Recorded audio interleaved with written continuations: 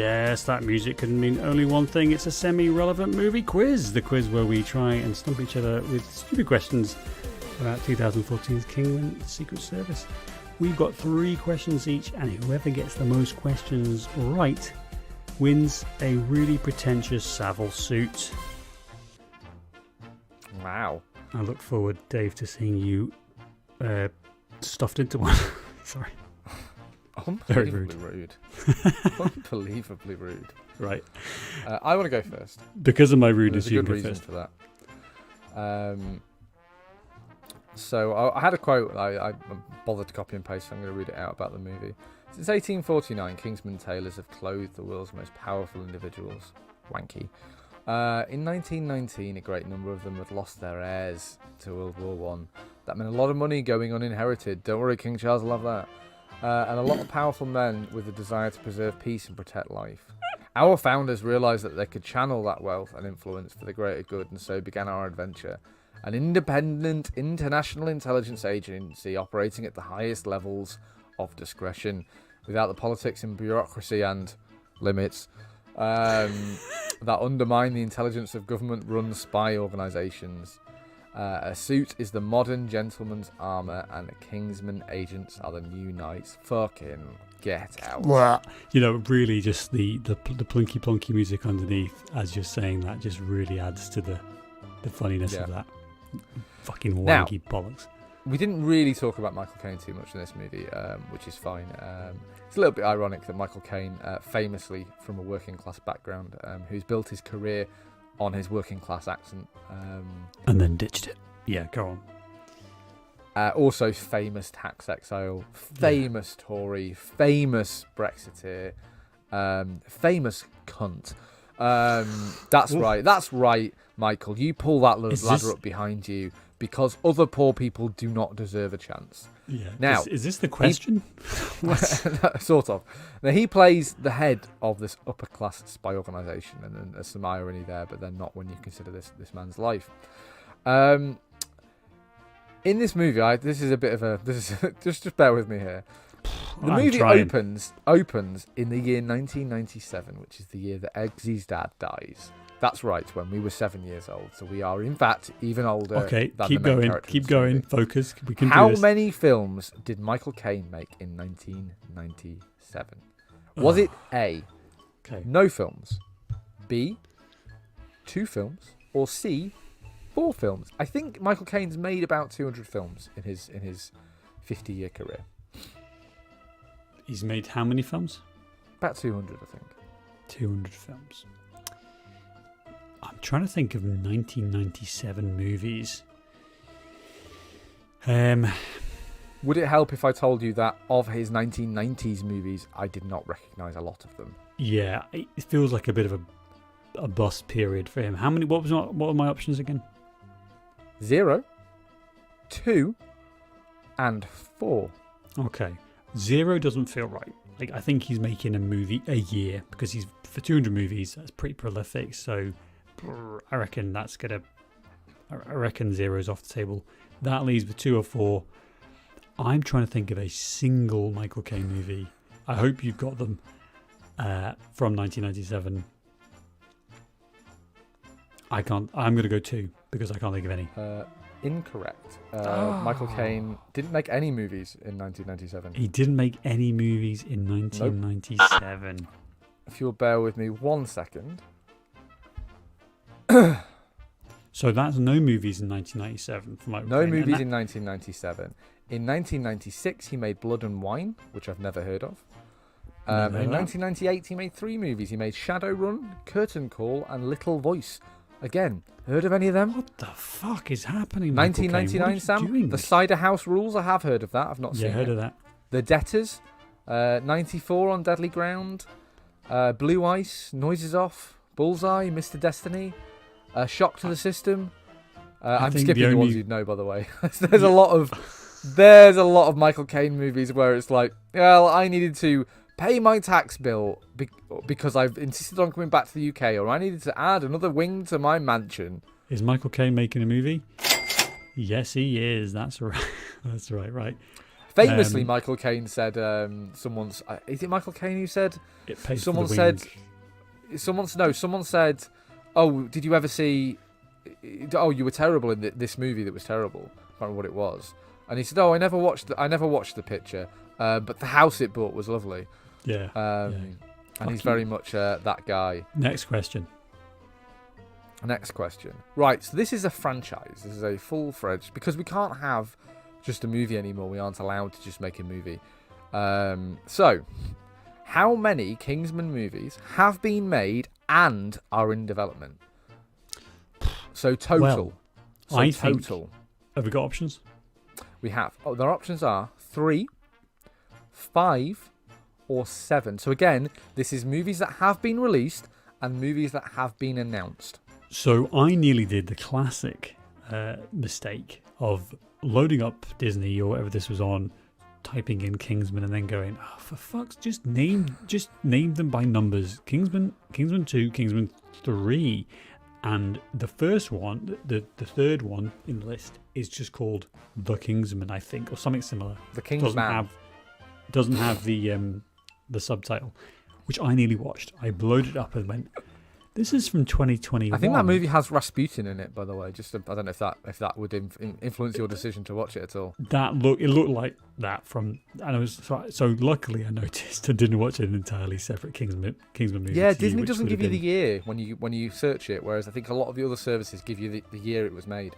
Yeah, so I know there are 3 Kingsman movies. I think maybe 2 are theatrical and one might just be a streaming one, which means that I'm going to go 5 because I think this is a big franchise. It's made loads of money, and that means we've got 2 more in development. Correct. There are 5. So there's this movie, which was Kingsman, The Secret Service. I fucking hate colons in movie titles, by the way. I was going to mention it off the top. Fuck you, Collins. Take that. It's just fucking name your movie. I know it's hard. It's hard to think of names. Again, we are the Imaginary Movie Podcast, and that's a shit name. I get it. It's hard. Kingsman, The Golden Circle. Yeah, that's the second one, isn't it? Yep. And in development in the main series is Kingsman, The Blue Blood. And I'm like, so how is that a departure from any of the other movies, which are quite blue bloody? Anyway, that's in development again. No date announced, but they are in theory working on it. Good stuff. Now, Right. There's a prequel series, and that's The Kingsman, which was a theatrical release, I believe. Small theatrical release. But that's 21, the first so prequel. Yeah, mid-COVID, yeah. And then there's The Kingsman, we're fucking back to colons. We love colons in this series. The Traitor King, which I haven't looked at, but that must be about Edward. What's his face? It's got to be, right? I don't know. I mean, it just sounds. I'm not subscribing to any of this. I'm not going to watch any. Would you like to hear about the rest of the franchise, Sam? Yes, you would. Archer. In 2017, Fox released an animated crossover short film between Kingsman and Archer, which I mentioned during the episode. Brilliant. Which is terrifying. And they're also making, this has been announced but not released, and I don't know if it's been cancelled since, Statesman. That's right, the American version of Kingsman, which if you'll remember, Sam, where all of their code names are all booze, so it's champagne and whiskey and tequila, amongst others. They're making a Statesman TV series, which is going to premiere on Disney Plus, apparently. Wow. Well, let me tell you why. Because these movies have made from budgets of around 80. The prequel didn't make much, I don't think. But no, yeah, but 400. The first 2 made 400 million each. $951 million worldwide gross for those 3 movies on a budget of 300. So we are cashing in all the way to the bank, and just like Michael Caine's house, this is all good stuff. Ka-ching. Question 3. Question 3, you actually sort of ruined a little bit. Oh no. Basically, you said the name. So that the question was going to be, what was the name of Mark Strong's character? And I'm going to read you the options because I thought this was a pretty good question until you said the name of the character on the episode. So I said his Bond name is Merlin. So what's his real name? And the options were Hamish Mycroft, Angus Watson, or Sherlock Macduff. And I thought you wouldn't have got that. I really, really did think you wouldn't have got that. I might have remembered Merlin if you'd reminded me that they're all based off, King Arthur names, but only for reading on Wikipedia, Dave, just because I wanted to rag on his terrible accent, Mark Strong. Yeah, so which I understand. So I have an emergency backup question, which I've been furiously googling for the last 5 minutes. Okay. Oh, very good. Here we go. So, how many points have I got? Have I got 1 point so one. far? You've got one because you didn't get the first question. Cool. I was going to make it a Michael Caine themed quiz, but then I just couldn't find anything interesting enough about Michael Caine's career. Which sounds bizarre, but it was just, you had to have a chance to get it, and you wouldn't have. If I'd said name a movie Michael Caine made in the 1990s, for instance, I wouldn't have known any anyway. Anyway, so the third question is: in this movie, the Kingsmen, the spies, they go by code names inspired by Arthurian legend. So, and we meet two Kingsmen.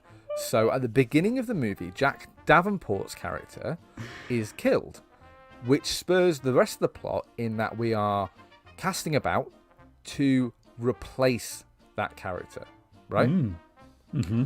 So, what is the name, conversely, of Colin Firth's character?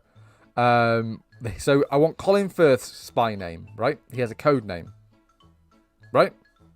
So Colin Firth, Arthurian legend, spy name. Code name. Is it A, Lancelot, B, Galahad, or C, Gawain? These were all Knights of the Round Table. I could read you more Knights of the Round Table. I'm looking at the Wikipedia page.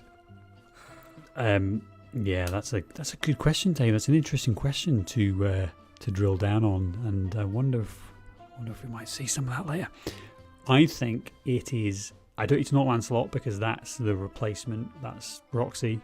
She becomes. That's Lancelot. why I didn't ask you that, because I thought you'd probably know that because we say it a million times in this movie. They do say it a million times. And also, Lancelot's pretty recognisable, isn't it? It's probably He's the main guy. He's the main guy after Arthur. Other than Arthur and Merlin.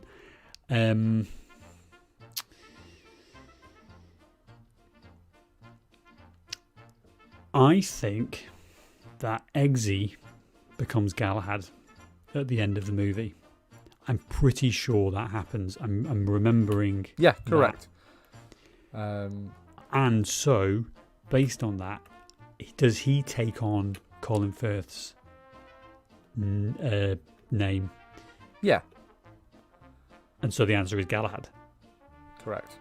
Yes! It's a weird choice. I was looking at this Arthurian thing, and I won't ruin your questions, but honestly, there was finding one I could easily pronounce. Stop talking, because otherwise you will destroy my final question.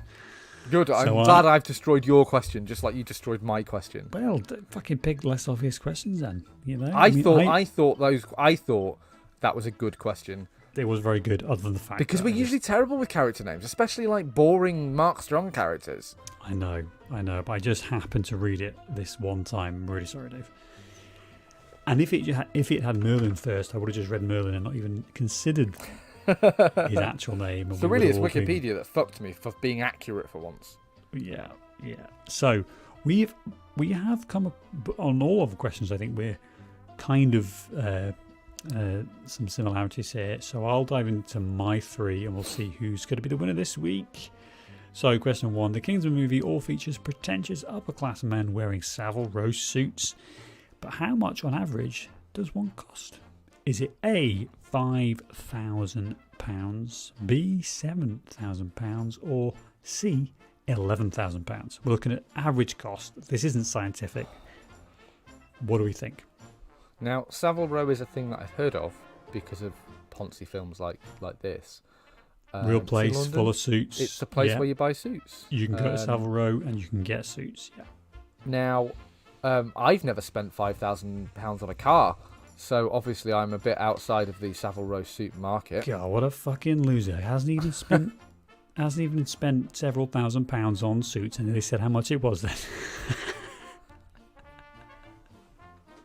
So that Arrested Development thing. I'm the guy in the $7,000 suit. Yeah. The only thing that I can come even vaguely close to is the hiring of suits that you wore at my wedding for a day. By the way, I'm glad we hired those, because when the fuck am I going to wear tartan trousers ever again? I know. That's right. Never. So on wedding suits, I don't mean to make this longer. I have gotten, I'm so proud of myself here. A friend of mine insisted we buy the suits for his wedding from this outlet place.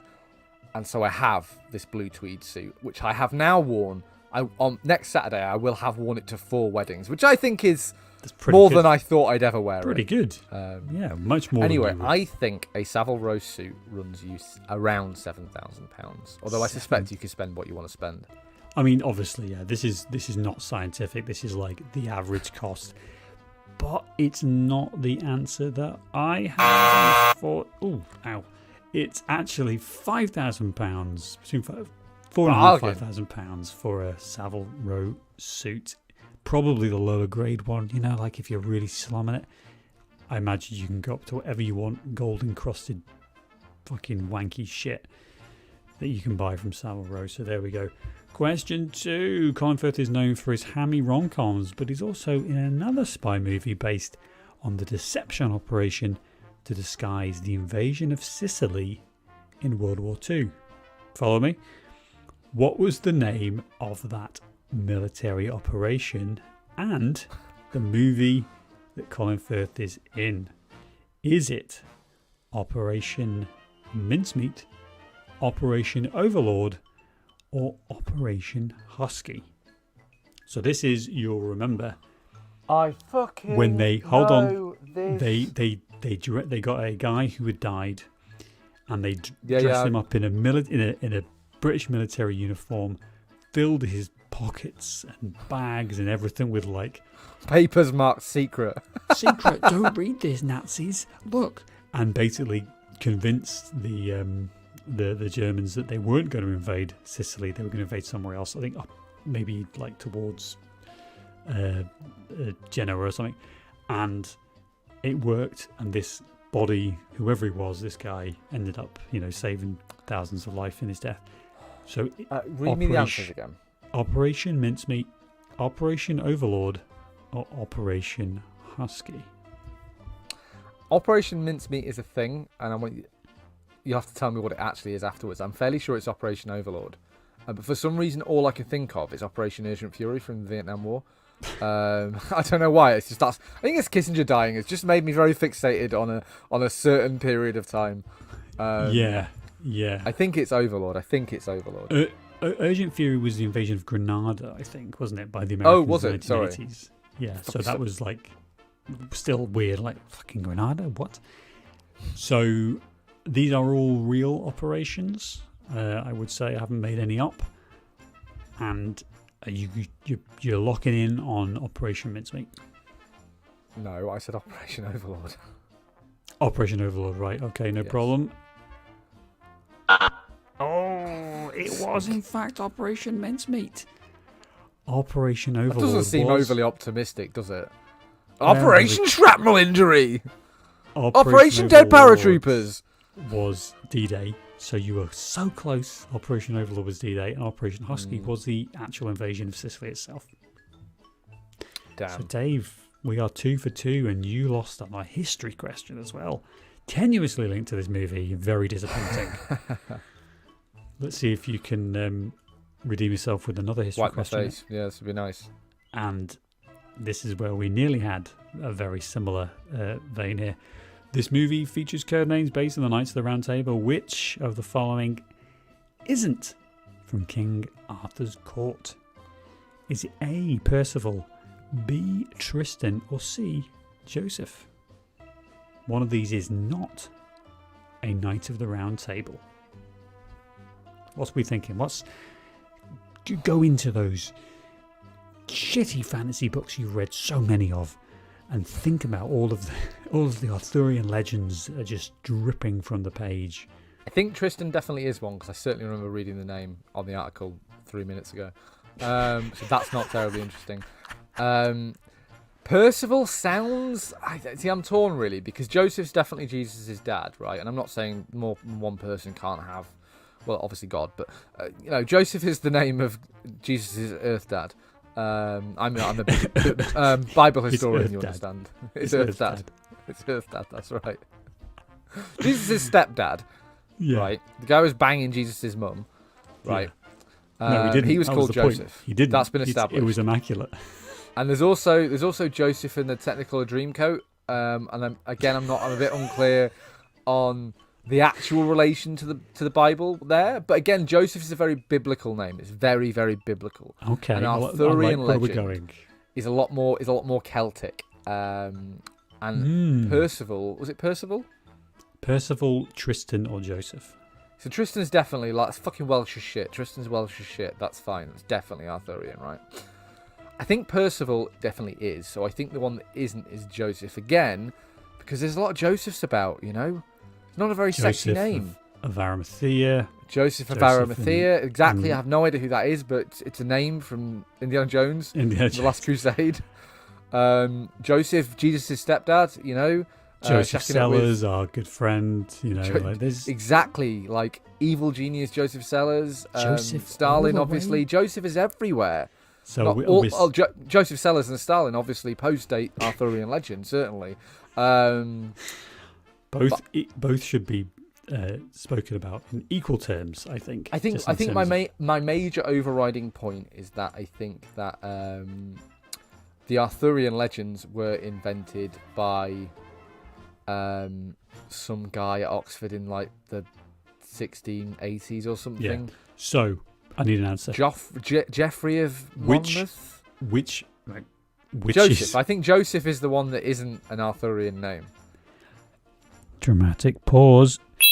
It's correct. You've got a point. You've managed to save it, Dave. You've got through. My 7-year Bible PhD is that's the correct term. Bible PhD. Bible PhD from Church College.